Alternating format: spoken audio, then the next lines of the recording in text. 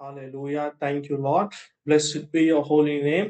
நம்முடைய வாழ்க்கையின் ஒவ்வொரு கட்டத்திலும் அநேக காரியங்கள், பிரச்சனைகள், போராட்டங்கள் நமக்கு வரும். ஏன்னா, நாம் மனிதர்களாய் இருந்து கர்த்தராகிய இயேசு கிறிஸ்துவை சொந்த இரட்சகராய் ஏற்றுக்கொண்ட நாள் தொடங்கி, நாம் விசுவாசத்தில நாம் நடக்குகிறவர்களாய் தேவன் நம்மை மாற்றியிருக்கிறார். நாம் முன்பு ரட்சிக்கப்படாததுக்கு முன்பதாக we were not walking in faith. நமக்கு விசுவாசம் என்னன்னு தெரியாது.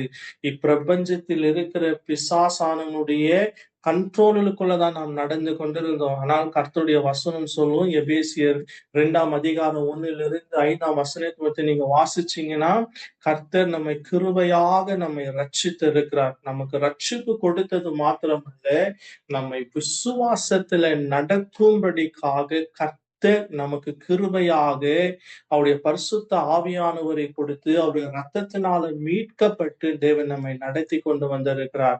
சோ இந்த விசுவாச வாழ்க்கையில என்ன நடக்கும் அப்படின்னா, அநேக வேளையில நமக்கு விசுவாசத்துல நமக்கு இடறல் உண்டாகும், நமக்கு போராட்டம் வரும். When we are trying to walk in faith, there is always a place where we struggle is when fear steps inside. எங்க பயம் வருகிறதோ அந்த இடத்துல விசுவாசம் கிரியை செய்யாது. எங்க விசுவாசம் இருக்கிறதோ அந்த இடத்துல பயத்துக்கு வேலையே கிடையாது. சோ கர்த்தர் இந்த இரவு நேரத்துல God wants us to learn something.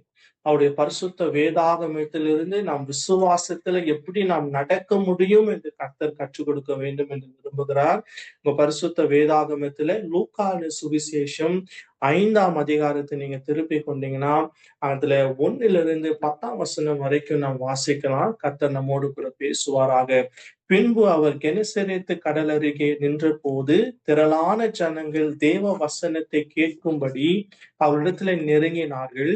அப்பொழுது கடல் கரையில் நின்ற 2 படகுகள் கண்டார். மீன் பிடிக்கிறவர்கள் அவர்களை விட்டிறங்கி வலைகளை அலசத் தொடங்கினார்கள். அப்பொழுது அந்த படகில் ஒன்றில் ஏறினார். அது சீமோனுடையதாய் இருந்தது. அதை கரையிலிருந்து சற்று தள்ளும்படி அவனை கேட்டுக்கொண்டு அந்த படவில் உட்கார்ந்து ஜனங்களுக்கு போதகம் பண்ணினார். அவர் போதகம் பண்ணின முடிந்த பின்பு சீமோனை நோக்கி, அதில் ஆழ தள்ளி கொண்டு போய் மீன் பிடிக்கும்படி உங்களுக்கு வலைகளை போடுங்கள் என்றார். அதற்கு சீமோன், ஐயரே, ராம் முழுவதும் நாங்கள் பிரயாசப்பட்டு ஒன்றும் அகப்படவில்லை, ஆகிலும் உம்முடைய வார்த்தையின்படியே வலையை போடுகிறோம் என்றார். அந்தபடியே அவர்கள் செய்து தங்கள் வலை கிளிய போடத்தக்கதாக மிகுந்த மீன்களை பிடித்தார்கள். அல்லேலூயா. நீங்க இன்னும் 4 வசனம் இருக்கிறது. நீங்க நிதானமா தியானம் பண்ணி அதை நீங்க படிக்கலாம். இங்க ஒரு காரியம் நடக்கிறது. கெனசரேத் என்ற ஒரு இடத்திற்கு கர்த்தராகிய இயேசு கடந்து போகும்பொழுது ஒரு திரளான ஜன கூட்டத்தை பார்க்கிறார். அந்த வசனத்தை கேட்கும்படிக்காக எல்லோரும் வருகிறாங்க.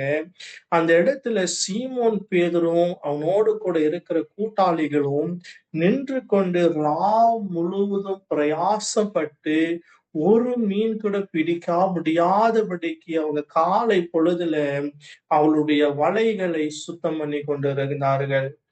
So Simon was an expert. சீமோன் பேதுரும் வாழ்க்கை முழுவதும் தொழில் செய்கிறது ஒரே ஒரு காரியம் என்னன்னா, மீன் பிடிக்கிறது தான் அவனுடைய தொழிலா இருந்தது. அந்த மீன் பிடிக்கிறதுல அன்னைக்கு அவனுக்கு போயிருந்த ராவ் முழுவதும் அவன் பிரயாசப்பட்டு அவன் எதிர்பார்த்தது அவனுக்கு கிடைக்காமல் மறுபடியுமாக அந்த காலை பொழுதுல ஒன்றும் இல்லாதவனாய் நின்று கொண்டு யோசித்து கொண்டு கவலை பற்றி கொண்டு பயத்துல யோசித்து கொண்டுதான் நின்று கொண்டுதான் அந்த நாளுக்குரிய நான் எப்படி சமாளிக்க போகிறேன், என் குடும்பத்துடைய காரியத்தை நான் எப்படி சந்திக்க போகிறேன். ஹல்லேலூயா.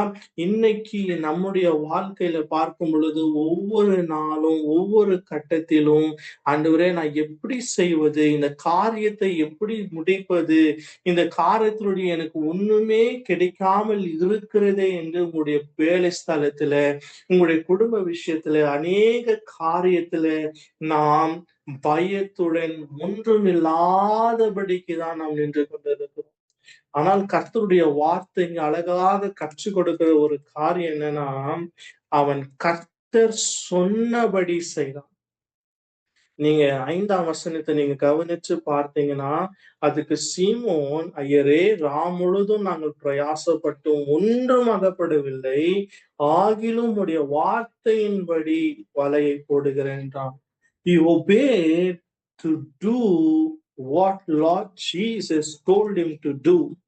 Most of the time, we do what we want to do. We don't wait for what God tells us to do.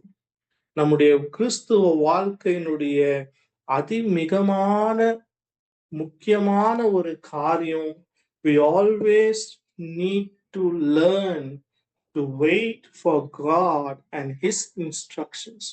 அவர் சொல்லுகிறபடி நாம் செய்யும் பொழுதுதான் நாம் திரளான ஆசீர்வாதத்துக்குள்ள, திரளான அந்த ஃபுல்னஸ், அந்த அபண்டன்ஸ் வாழ்க்கைக்குள்ள நாம் வாழ முடியும். ஜஸ்ட் இமேஜின் பண்ணி பாருங்க, அந்த நேரத்துல சீமோன் பேதுரு மாத்திரம், "இல்ல ஆண்டவரே, வேணாம் ஆண்டவரே, நான் ட்ரை பண்ணி பார்த்துட்டேன் ஆண்டவரே, ஒண்ணும் கிடைக்கல ஆண்டவரே, நான் பாட்டுக்கு வீட்டுக்கு கடந்து போகிறேன் ஆண்டவரே" என்று சொல்லியிருந்தான்னா, பரிசுத்த வேதாகமத்துல இந்த காரியத்தை குறித்து நம்முடைய விசுவாசத்தை வளர்க்க கர்த்தர் நமக்கு இந்த பாடத்தை கற்றுக் கொடுக்க முடியாது. Simon was already feared. அவனுக்கு பயம் நிறைந்திருந்தது. இந்த பயத்தின் மூலியமா என்ன செய்வது என்று கொண்டு அவன் திகைத்து கொண்டு யோசித்து கொண்டு இருக்கிற அந்த மனநிலைமையிலே தான் ஆண்டவராகிய இயேசு அவரை சந்திக்க வருகிறார்.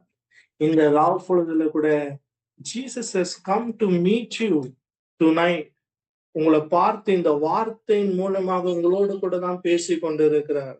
உங்களை பார்த்து தான் சொல்லி கொண்டிருக்கிறார், நீங்க பயந்து இருக்கிறீங்க, நீங்க பயப்படாதீங்க, நான் இருக்கிறேன்.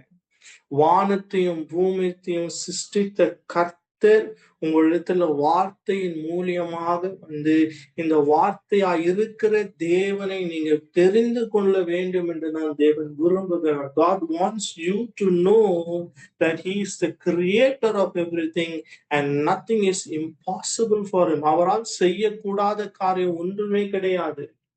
நீங்க சர்க்கம்ஸ்டான்சஸ், சூழ்நிலையை பார்க்காதீங்க. சீமோன் அதை தான் பார்த்தான். ராவு முழுதும் முடிச்சிட்டான் ஆண்டவரே, காலையில மீன் ஒண்ணும் கிடைக்காது, நான் போட்டா கூட ஒண்ணும் நடக்காது ஆண்டவரே. It's not possible Lord. But our God is a God who does impossible things. He makes impossible possible. அவரால முடியும் என்று அவன் வார்த்தையாய் இருக்கிற தேவனை விசுவாசித்தான். அந்த விசுவாசம் தான் அவனுக்கு ஒரு மகிமையான காரியம், ஒரு அற்புதமான காரியமானது ஒன்று செய்து முடித்தார். அவன் 2 படகு அமிழத்தக்க மீன்களை பிடிக்கும்படி கர்த்தர் செய்தார். So today you're thinking how it is possible, Lord? Don't think how it is possible. Believe the one who is impossible is with you. நீங்க எபிரேயருக்கு இந்த புஸ்தகம் 11ஆம் அதிகாரம் நீங்க 6ஆம் வசனத்தை வாசிச்சீங்கன்னா கர்த்தருடைய வார்த்தை சொல்லும், விசுவாசம் இல்லாமல் தேவனுக்கு பிரியமாயிருப்பது கூடாது. Without faith you cannot please God. நமக்கு விசுவாசம் தேவை. கர்த்தர் ஒரு தேவன் ஒருவர் இருக்கிறார் என்றும் அவரை தேடுகிறவர்கள் ஒரு நாளும் வெட்கப்பட்டு போவதே இல்லை என்றும் நீங்க விசுவாசித்து நீங்க நம்பும் பொழுது உங்களுக்காக அதிசயமான காரியங்களை தேவன் செய்ய வல்லவராயிருக்கிறார். அன்னைக்கு பேதுருடைய வாழ்க்கையில செய்தார். பேதுருக்கு மாத்திரம் அந்த காரியம் அல்ல, பேதுருவோடு கூட இருந்த கூட்டாளிகளுக்கும் ஒரு பெரிய சந்தோஷம், ஒரு பெரிய உற்சாகம், ஒரு பெரிய மகிழ்ச்சி. So will you give your lifeboat to God? அன்னைக்கு இருந்ததை செய்ததெல்லாம் பேதுரு ஒரே ஒரு காரியம் தான், சும்மா இருந்த அந்த போட்டை கர்த்தராகிய இயேசுவுக்கு பிரசங்கம் பண்ண வேண்டும் என்று அதை கொடுத்தான். இன்னைக்கு கர்த்தர் எதிர்பார்க்கிற உலகத்துல காரியம் என்ன தெரியுமா? உங்க வாழ்க்கையாக பிரயாணத்துல உங்களுடைய இருதயத்தை நீங்க ஆண்டவராகிய இயேசுவுக்கு நீங்க கொடுத்தீங்கன்னா உங்களுக்காக ஆச்சரியங்கள், அதிசயங்கள் காத்திருக்கிறது. When you believe that, when you give your 100% to God, God is able to do great and mighty things through your life. உங்கள் வாழ்க்கையை அதிசயமாய் அற்புதமாய் மாத்திரமல்ல, He will make you as a witness for Jesus. அன்னைக்கு ஆதி திருச்சபையில பேதுருதான் முதலாவது எழும்பி நின்று பேசினார். அப்போஸ்தலர் எழுதின புஸ்தகம் 2ஆம் அதிகாரத்தை நீங்க வாசிச்சீங்கன்னா, அவர் பரிசுத்த ஆவியானவரால் பலன் கொண்டு அவர் 11ல ஒருவராய் எழுந்து நின்று பேசினவர் தான் பேதுரு. அவர் பேசின வார்த்தை பிரசங்கத்துல 3000 பேர்கள் ரட்சிக்கப்பட்டாங்க. Hallelujah. இன்னைக்கும் God was the same God. He wants you and me as a vessel to be used in the mighty hands of God. இன்னைக்கு God wants us.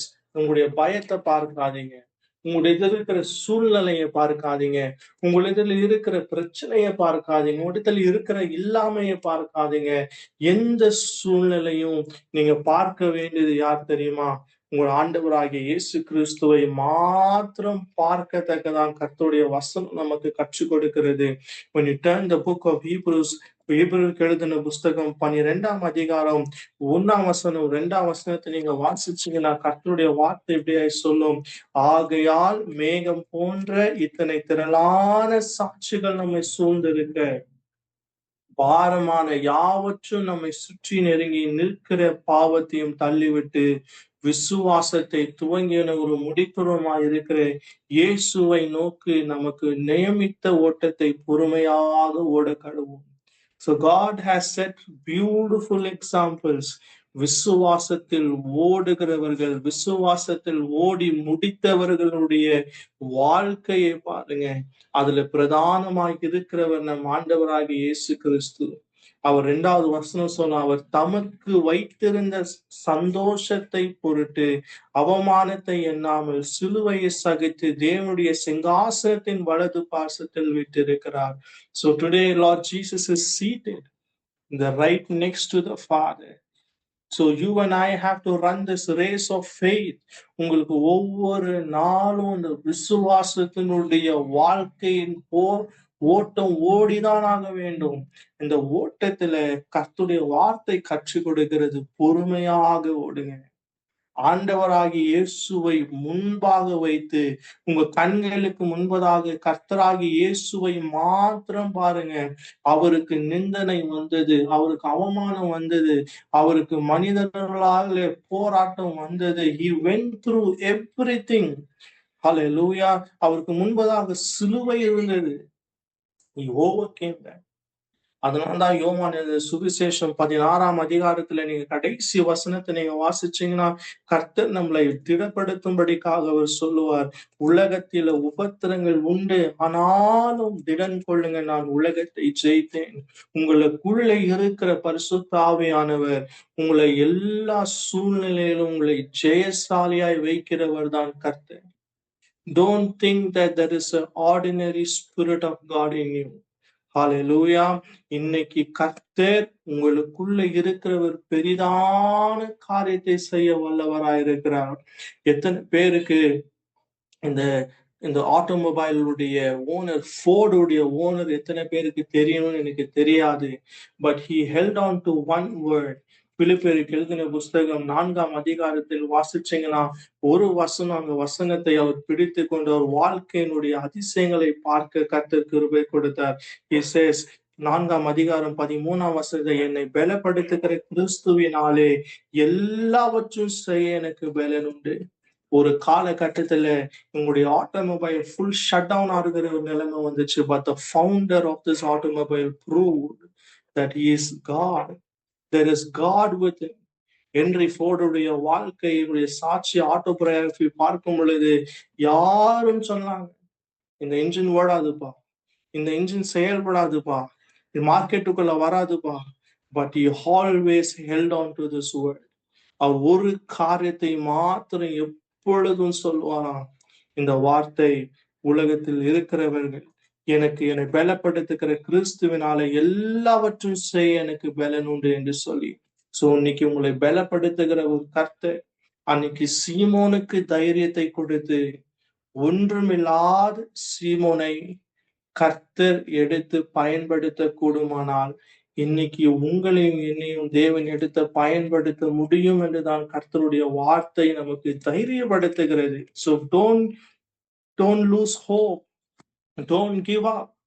God is again and again telling you that I am still a God who's seated on the throne. I can do the impossible things in your life. நான் உங்களை கொண்டு உங்களை சாட்சியாக வைக்கிறது மாத்திரமல்ல, இந்த உலகத்துக்கு ஒரு மாதிரியாய் வைப்பார். நீங்க போகிற இடமெல்லாம் தைரியமாக சொல்ல முடியும். என்னோடு கூட தேவன் இருக்கிறார். என்னோடு கூட கர்த்தர் இருக்கிறார். எனக்குள்ள அவருடைய பரிசுத்த ஆவியானவர் இருக்கிறார் என்று நாம் சாட்சிகளாய் நிற்க முடியும்.